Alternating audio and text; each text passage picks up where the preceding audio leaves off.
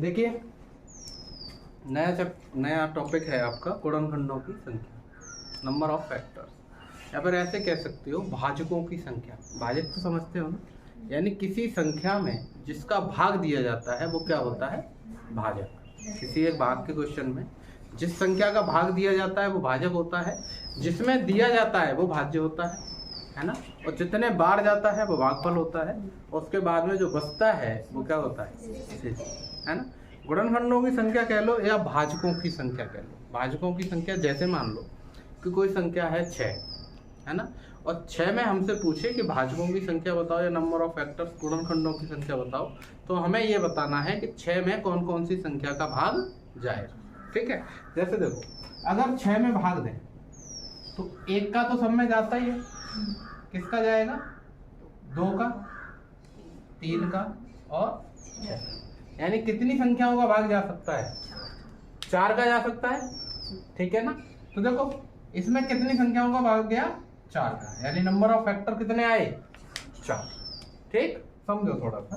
अब जैसे मान लो दूसरी संख्या ले लें 10, तो 1 का तो जाएगा ही, 2 का जाएगा 5 बार, 2 15, और 1 का जाएगा क्या बार, 10 बार। इसके भी 4 ही होंगे। ठीक है, ले लेते हैं 30 ले, तो देखो 30 के 1 का क्या बार, 30, 1 गुणा 30 30, 2 गुणा 15, 3 गुणा 10, 5 गुणा 6, यही जाएंगे। इसके अलावा तो किसी का जाएगा नहीं। ये क्या बार, 8, 1 2 3 4 5 6 7 8। ठीक, देखो 45 में तो 1 का क्या बार 45, 2 का जाएगा नहीं, 3 का 15, 4 का जाएगा नहीं, 5 का 9, 6 का जाएगा नहीं, 7 का जाएगा नहीं, 8 का जाएगा नहीं, 9 का जाएगा। फिर 10 11 12 13 14 15 के बाद किसका जाएगा, 45। ठीक है ना, कितने फैक्टर आए, 1 2 3 4 5 6, यानी 6 ऐसी संख्याएं हैं जिसका इसमें भाग जा सकता है। ठीक है, यही हमारी क्या है, भाजकों की संख्या या फिर गुणनखंडों की संख्या। लेकिन अब एक बात बताओ, अगर यही संख्या बड़ी हो जाए जैसे 240, क्या ऐसे करके निकाल सकते हो, निकाल तो सकते हो, लेकिन गलत होने की संभावना भी रहेगी। ठीक है ना, गलत होने की संभावना भी रहेगी, और ये भी रहेगा कि टाइम भी बहुत वेस्ट होगा। ठीक, अब देखो समझो थोड़ा सा, जैसे मान लीजिए पहली संख्या थी 6 के फैक्टर करें तो 2 गुणा ये होगा, ध्यान से समझना। यानी यहाँ पर जो है वो 2 की पावर भी 1 है और 3 की पावर भी 1 है। तो यहाँ से अगर हम नंबर ऑफ फैक्टर्स निकालें, यानी गुणनखंडों की संख्या निकालें, तो वो संख्या क्या होगी, देखो यहाँ पे पावर 1 प्लस 1 गुणा 1 प्लस 2 गुणा 2, यानी कितनी, 4। ठीक, 10 का देखो, 10 का देखें तो 2 गुणा 5 लिखेंगे, 2 की पावर 1 और 5 की पावर 1, यही है ना। नंबर ऑफ फैक्टर निकालें तो क्या हो जाएगा, 1 प्लस 1 गुणा 1 प्लस 1, ये होगा। एक घात यहाँ, एक घात यहाँ, एक जोड़ के घात में क्या करते हैं, एक जोड़ देते हैं। तो 1 में 1 जोड़ा 2 हो गया, इस 1 में 1 जोड़ा 2 हो गया, कितना आया, 4। ठीक है, 45 का देखो, 45 के फैक्टर करें तो 3 से 15 बार, फिर 3 से 5 बार, और फिर 5 से 1 बार। यानी इसको हम ये लिखेंगे 3 की पावर 2 गुणा 5 की पावर 1। 3 3 2 बार है, तो 3 की पावर 2 गुणा 5 की पावर 1। अगर यहां संख्या निकालें तो देखो संख्या क्या होगी, फैक्टर्स की संख्या देखो, 2 प्लस 1 2 प्लस 1 गुणा 1 प्लस 1। ठीक है, कोई दिक्कत, 2 प्लस 1 प्लस 1 प्लस 1, 2 और 1 3, 3 गुणा 2 कितना आया, 6। ये 45 के कितने आए, 6। ये कितने आए 6। 30 के भी देख लेते हैं। देखो 30 है ना, तो 30 के निकालो। 30 को देखो कैसे करेंगे, 2 से 15 बार, 3 से 5 बार और 5 से 1, यही होगा। 2 3 6 पंजे 30, यानी ये 2 की पावर 1 गुणा 3 की पावर 1 गुणा 5 की पावर 1। ये हुआ। तीनों में 1 1 जोड़ दो, यानी 1 प्लस 1 गुणा 1 प्लस 2 2 2 2 गुणा 2 गुणा 2 दूनी 4 दूनी। ये देखो 30 के कितने आए थे, समझ में आया। यानी नंबर ऑफ फैक्टर्स अगर निकालने की बात आए, नंबर ऑफ फैक्टर्स अगर निकालने की बात आए तो देखो कैसे निकाल रहे हैं कि मतलब जो हमने उसके फैक्टर किए, ठीक, और फैक्टर करने के बाद ये देखा कि उस पर पावर्स कितनी है फैक्टर, और जो पावर है उसमें क्या कर दिया, 1 जोड़ दिया। ठीक है, कोई दिक्कत, समझ में आया। चलो देखिए छोटी छोटी संख्याएं थी तो हमने आराम से निकाल लिया था। थोड़ी सी बड़ी संख्याएं लिखते हैं, जैसे मान लीजिए 240 है ना। अब इसमें आप नंबर ऑफ फैक्टर निकालोगे तो थोड़ा दिक्कत होगी, लेकिन अगर इसी को ऐसे देखो कि 240 को सॉल्व करो, 120 60 30 15, 3 से 5 5 से 5 से 15 दूनी 30, 30 दूनी 60, दूनी 120, दूनी 240, यानी ये आया 1 2 3 4, 2 की पावर 4 गुणा 3 गुणा 5, ये आया। तो यहाँ पे नंबर ऑफ फैक्टर्स अगर देखें तो क्या हो जाएगा, देखो 4 प्लस 1 गुणा, यहाँ पे 1 होगा, 1 प्लस 1 गुणा 1 प्लस 1, ठीक है। यानी जो घात है उनमें से 1 बढ़ा देंगे, तो 4 और 1 5 गुणा 2 गुणा 2, नहीं दिख रहा तो इधर आ जाओ, 5 दूनी 10 दूनी, यानी जो नंबर ऑफ फैक्टर्स होंगे वो कितने होंगे, 20। यानी 240 में 20 संख्याएं होंगी जिनका भाग पूरा पूरा चला जाएगा। ठीक है, समझ में आया, कोई दिक्कत। देखो एक और देखो, जैसे मान लो 300 है, 300। अब 300 को अगर करें तो 300 के फैक्टर करो, 150 75, 3 से 3 दूनी 6, 3 5 15, 5 से 5 बार और 5 से, ठीक है। ये हुआ 2 की पावर 2 गुणा 3 गुणा 5 की पावर 2, यही हुआ। इसके अगर नंबर ऑफ फैक्टर्स देखें तो क्या हो जाएगा, 2 प्लस 1, घात कितनी है 2, प्लस 1 गुणा 3 पे घात 1 प्लस 1 प्लस सॉरी गुणा 5 पे घात 2 है तो 2 प्लस 1, ये हो जाएगा, निकालो। 2 और 1 3 गुणा 2 गुणा 3, 3 दूनी 36, यानी 300 को काटने के लिए कितनी संख्याएं होंगी, 18। ठीक, कोई समझ में आया, कोई दिक्कत, कोई दिक्कत नहीं। समझो, देखो नंबर ऑफ फैक्टर्स के लिए एक लाइन लिख रहा हूं, वो ध्यान रखना।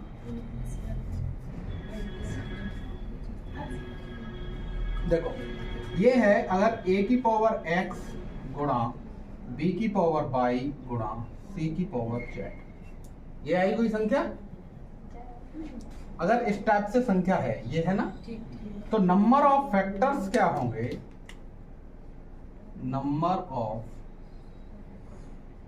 फैक्टर्स यानी गुणनखंडों की जो संख्या होगी वो क्या होगी, x plus 1 y plus 1 z plus 1, ठीक है।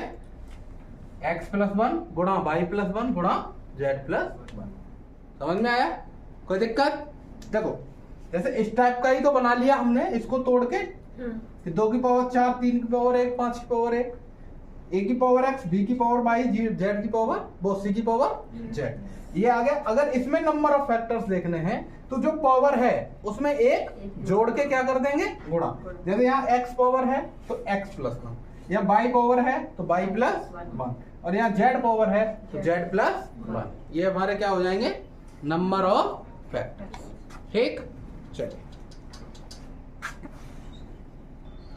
देखिए, ये हमने बताया जो ब्लू में है ये कैसे हैं, 300 के फैक्टर हैं, मतलब 300 किसके कितने भाजक हैं, और ये रेड वाले किसके हैं, 240 के।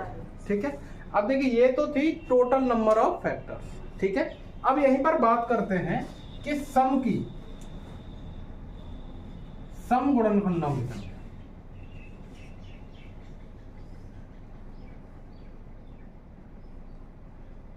सम गुणनखंडों की संख्या, सम यानी सम कितने होंगे। तो देखो उसके लिए हम क्या करते हैं, ध्यान देना कि जो सम हमारा फैक्टर है, जो सम है उसमें हम एक नहीं जोड़ते, ऐसे ही ले लेंगे। कितनी पावर है, 4। ठीक है, बाकी जितने विषम वाले हैं उनमें एक एक का गुणा कर देंगे, 1 + 1 और 1 + घात। यहाँ एक घात है तो 1 + 1, 5 में एक घात है तो 1 + 1। देखो कितना हुआ, 4 दूनी 8 दूनी 16, यानी जो सम गुणनखंड हैं वो कितने होंगे, 16।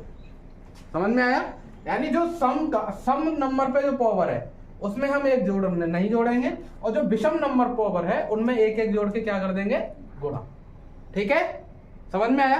ऐसे देखो इसका 300 का देखो, अगर हम 300 का देखें तो यहाँ देखो पावर कितनी है, 2, और ये सम है तो कितने का रहेगा, 2 ही रहेगा। क्या निकालना है, सम गुणनखंडों की संख्या, नंबर ऑफ इवन फैक्टर्स। देखो 3 की पावर 1 है तो 1 जुड़ जाएगा, और इधर 2 + 1, इनका गुणा होगा 2 दूनी 4, 4 3। ठीक है, प्रूफ देखें, देखो 240 के ये रेड वाले हैं, देखो सम वाले गिनो, 1 2 3 4 5 6 7 8 9 10 11 12 13 14 15 16। ठीक, इसके देखो 300 के कितने आए, 12। देखो 1 2 3 4 5 6 7 8 9 10 11, एक और रह गया कहीं, देखो 15 वाला रह गया बस।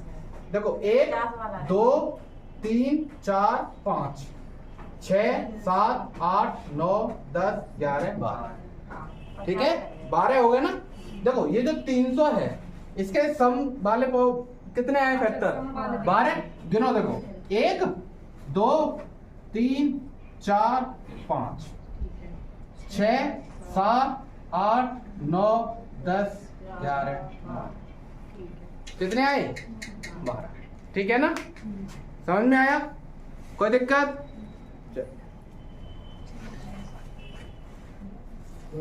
देखो इसका मतलब ये हुआ कि अगर हमें a की पावर x, b की पावर y और c की पावर z, a की पावर x, b की पावर y और c की पावर z, जिसमें क्या है, a सम संख्या है, a कैसी है, सम संख्या, और b, c ये दोनों कैसी हैं, विषम।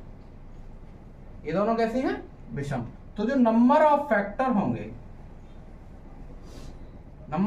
होंगे वो क्या होंगे, देखो अगर ये a सम संख्या है तो ये तो x ऐसे ही रहेगा। ठीक है, गुणा y + 1 गुणा z + ये होंगे ना, ये लाइन ध्यान रखना, याद कर लेना। ठीक है, यानी जो विषम संख्या होगी उसकी पावर में 1 जुड़ेगा, जो सम संख्या होगी उसकी पावर में 1 नहीं जुड़ेगा। ठीक है ना, अगर मान लो b भी सम संख्या होती तो b की जो पावर है उसमें भी 1 नहीं जुड़ता, केवल c की पावर में 1 जुड़ता। अगर ये तीनों ही सम संख्या होती, तीनों ही सम, तो केवल घात का क्या कर देते, गुणा कर देते, किसी में 1 जोड़ने की जरूरत नहीं। ठीक है, समझ में आया। चलिए देखिए अब बात करते हैं विषम की, विषम फैक्टर, यानी विषम संख्या वाले कितने फैक्टर हैं। ठीक है, तो देखो उसमें क्या करते हैं कि जितने भी विषम नंबर दिए हैं, विषम नंबर जो भी विषम नंबर आए, इनकी घात में 1 जोड़ के गुणा करते हैं। देखो जहां पे घात कितनी है, 1, यानी 1 प्लस गुणा 5, 5 पे कितनी पावर 1, यानी 1 प्लस 1, ये हो जाएगा 2 गुणा 2, कितना 4। ठीक है ना। ठीक, जो सम संख्या है उसको छोड़ देंगे, जो सम संख्या है उसकी घात क्या करेंगे, छोड़ देंगे। ठीक है ना। ऐसे यहाँ देखो, यहाँ पे इसे तो छोड़ देंगे, यहाँ देखो विषम वाले अगर निकालें तो क्या हो जाएगा, 3 की पावर कितनी है 1, यानी 1 प्लस 1 और 2 प्लस 1, यानी 2 गुणा 3 बराबर 6, ये विषम आ जाएंगे। या फिर ऐसे कर लो कि अगर आपको विषम निकालना है तो पहले निकालो total number of factor minus sum संख्या वाले घटा दो, ये भी तो आ जाएगा। टोटल वाले निकाल लो, सम वाले घटा दो, लेकिन उसमें थोड़ा सा दिक्कत होगी ना। अगर मान लो डायरेक्ट विषम वाला पूछ लिया तो पहले आप टोटल निकालो फिर सम वाले घटाओ, उससे बढ़िया है डायरेक्ट विषम वाले निकाल दो। ठीक है ना। अब देखो गिन के भी देख लेते हैं, 240 में कितने आए हैं 4, देखो 240 के लाल वाले हैं 1 2 3 4, इधर एक भी नहीं है। देखो ये सभी सम संख्या है ना, कितने आए 4 आए। ठीक है। अब देखो 300 वाले में जो ब्लू ब्लू में लिखे हैं वो पूरे 300 है, 300 के कितने निकले हैं 6। देखो 1 1 2 3 4 5 6। ठीक है ना, समझ में आया। विषम वाले क्या करेंगे, सम संख्या के घात को छोड़ देंगे और विषम विषम में जो है उनमें एक घात का क्या कर देंगे, जोड़ के गुणा। ठीक है। तो विषम के लिए जो फॉर्मूला बनेगा वो क्या बनेगा कि a की पावर x इंटू b की पावर y इंटू c की पावर z, जहां a क्या है सम संख्या है ना, और b और c कैसी है विषम, b और c कैसी है विषम। तो विषम नंबर ऑफ फैक्टर जो होंगे विषम गुणनखंडों की संख्या,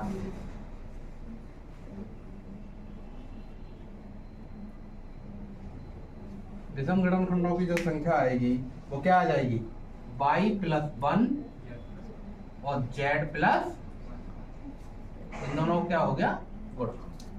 ठीक है ना। जो विषम हैं उन पे उनकी पावर में एक जोड़ के क्या कर देंगे गुण। ठीक है, समझ में आया, कोई दिक्कत। चलिए देखिए अब बात करते हैं गुणनखंडों का योग। गुणनखंडों का योग यानी कि 240 के जितने भी भाजक होंगे, गुणनखंड होंगे, यानी जिनसे भाग जा रहा है, उन सबका अगर योग निकालना है, उन सबका क्या निकालना है योग। तो योग कैसे निकालेंगे, ध्यान देना। देखो क्या करते हैं, जैसे ये गुणनखंडों के योग की, तो क्या करते हैं कि जैसे यहाँ पे 2 की पावर कितना है 4, तो 2 की पावर 0 से शुरू करो और 2 की पावर 1 4 तक जोड़ते हुए जाओ, 2 की पावर 4 तक पहुंच गए, गुणा 3 की पावर 0 प्लस 3 की पावर 1, ठीक है, गुणा 5 की पावर 0 प्लस 5 की पावर 1, ये हो गया। देखो जोड़ो, 2 की पावर 0 की वैल्यू 1 प्लस 2 प्लस 2 दूनी 4, 2 दूनी 4 दूनी 8, 2 दूनी 4 दूनी 8 दूनी 16, ये हुआ, गुणा 3 की पावर 0 1 और 3 की पावर 1 3, गुणा 5 की पावर 0 1 गुणा 1 प्लस 5। ठीक है, इनको लिखो। देखो 16 8 24, 24 और 4 28 और 2 30, 30 और 1 31, गुणा 3 और 1 4, गुणा 6, 4 1 4, 4 3 12, 100 गुणा 6, 4 1 4, 4 3 12 गुणा 6, तो 6 चौक 24, हासिल का 2, 6 दूनी 12, 12 और 2 14, हासिल का 1, 6 1 6 और 1, यानी इसके जो गुणनखंड होंगे 240 के, उनका योग कितना आएगा 744। जोड़ के देखें, देखो ध्यान दें, 8 और 4 12, 12 और 6 18, हासिल का 1, 2 और 2 4 और 2 6 और 3 9, 9 4 13, 13 और 4 17, 17 और 6 23, 23 और 8 31, 31 और 2 33, 33 और 4 37, 37, हासिल का 3, 3 और 2 5 और 1 6, 678। और इधर जोड़ो, 1 और 2 3 3, 6 और 4 10, 10 और 5 15, 15 और 6 21 और 8 29, 29 30 31, 31 और 5 36, हासिल का 3 4 5 6, 66 ये हुआ। इसमें 66 जोड़ दो, क्योंकि ये और ये दोनों गुणनखंड है ना, ये इधर का योग ये, इधर का योग ये, इनको जोड़ो, 8 और 6 14, हासिल का 1, 7 7 14, हासिल का 1 744। सभी गुणनखंडों का योग कितना आया? 744। ये देखो, ठीक है, समझ में आया। एक और एग्जांपल लेते हैं, जैसे मान लीजिए वही ले लेते हैं 300 को क्या लिखा था? 2 की पावर 2 गुणा 3 गुणा 5 की पावर 2, ये लिखा था। अगर इसके गुणनखंडों का योग देखें, इसके गुणनखंडों का क्या करें? योग करो। देखो 2 की पावर 2 है, तो 2 की पावर 0 प्लस 2 की पावर 1 प्लस 2 की पावर 2, ठीक, गुणा 3 की पावर 0 प्लस 3 की पावर 1, 5 की पावर 0 प्लस 5 की पावर 1 प्लस 5 की पावर 2, ये होगा। देखो 2 दूनी 4, 4 और 2 6 और 1 7, गुणा इसकी वैल्यू 1 होगी, इसकी 2 और इसकी 4, 7 हो गया। ये देखो 1 और 3 4 गुणा 1 और 5 6, 6 और 5 5 25, 31, 31 गुणा 7, 4 1 4, 4 3 12, 124 गुणा 7, इनका गुणा कर दो। 124 गुणा 7 का क्या होगा? 7 चौक 28, हासिल का 2, 7 दूनी 14, 14 और 2 16, 7 चौक 28, हासिल का 2, 7 दूनी 14 और 2 16, हासिल का 1, 7 1 7 और 1 8, यानी इसका जो योग होगा वो कितना होगा? 868। ठीक है, समझ में आया? किसी कोई दिक्कत? नो।